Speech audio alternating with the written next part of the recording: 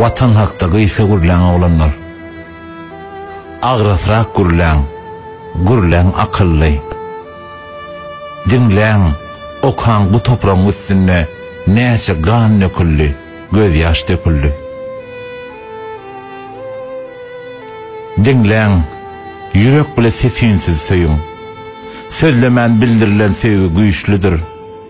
Gara görmen cevcevleyen gücün şoluyu ve pası iki uçlulur.